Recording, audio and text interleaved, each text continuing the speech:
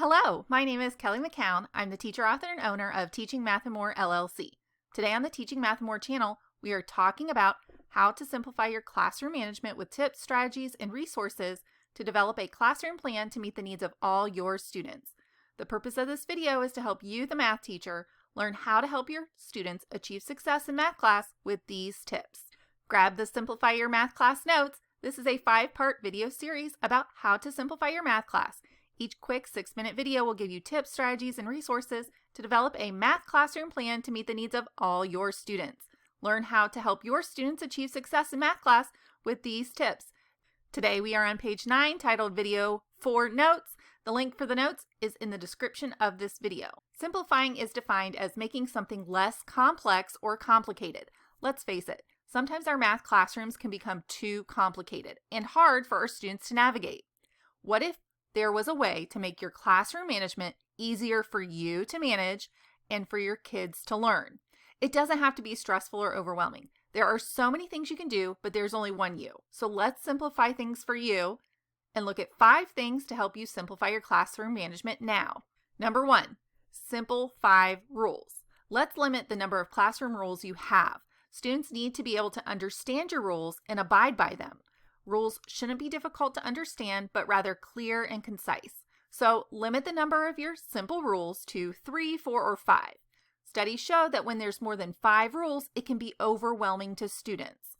I'm sharing my set of classroom rules and procedures with you. Included are the bulletin boards, a classroom activity for the first week of school. You can check out the link in the description of this video. Number 2, simple procedures. During the first week of school, make sure you model your classroom procedures. No classroom procedure is too small.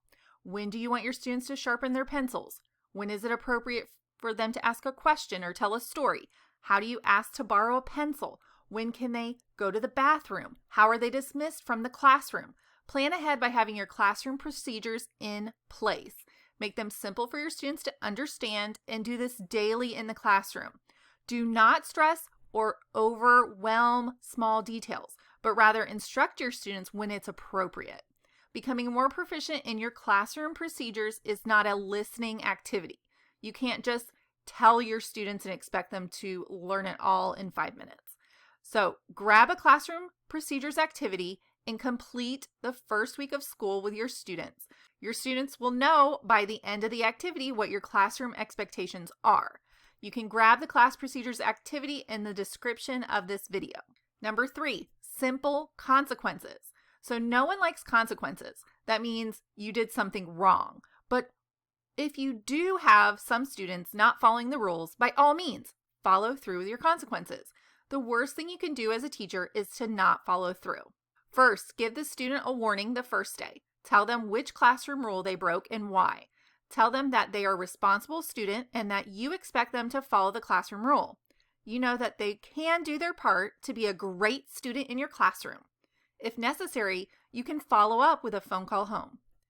The second time, on a different day, you can assign a detention. Whenever you do detentions, morning, lunch, or afternoon, phone call home that the student is receiving a detention. Send home the detention slip to be signed. Make sure during the second offense that you communicate to the student which classroom rule they broke and why. Tell them why. Tell them that they are a responsible student and that you expect them to follow the classroom rules. You know that they can do their part to be a great student in your classroom community. Now, the third time on a different day, you can write a referral to the dean and communicate to the student which classroom rule they broke and why. Tell them that they are a responsible student and that you expect them to follow the classroom rules. You know that they can do their part to be a great student in your classroom community. So why do we do this? Well, we're teaching responsibility. Every student is a part of your classroom community, and every student can be responsible. They are responsible to their community to be a great student and follow the rules. The link for the classroom procedures and rules and detention slips are in the description of this video. Number 4, follow through. This is so important. No one likes consequences, and that means that, the student did something wrong, but if you just do follow through with your rules and by following through with your consequences, the worst thing you can do as a teacher is to not follow through. And then your students will know that you're a doormat. and you don't want to be a doormat. They will walk all over you without any repercussions. So the best thing we can do for our students is to hold them accountable for being a responsible student. And that's why I have the best first homework assignment that I hand out to parents during Meet the Teacher. The best first homework assignment is for parents to complete after meeting you, the teacher, at Meet the Teacher. So parents will fill this out with their current email and phone number. And when you grab this activity, you will get all the editable forms and the set of directions for getting parents to send you their updated emails, phone numbers directly to you. I can't tell you how much of a lifesaver this is, having updated emails and phone numbers in one database. So it's easy for you to call or email a parent with this assignment. You can grab it in the description of this video. Number 5, the behavior toolkit. Now, are you ready for your students to be well behaved? Well, the Good Behavior Toolkit can give you the tools you need to have better behaved kids in class. Once you learn the 3 C's to classroom management, get the tools to implement in your classroom now. Included is a 16-minute video with directions, tips for building better behavior in your classroom. When your students are better behaved, you'll see them succeed more in math, and you can grab it in the description of this video. Now, if you have your video notes, you can grab the class behavior checklist on page 17.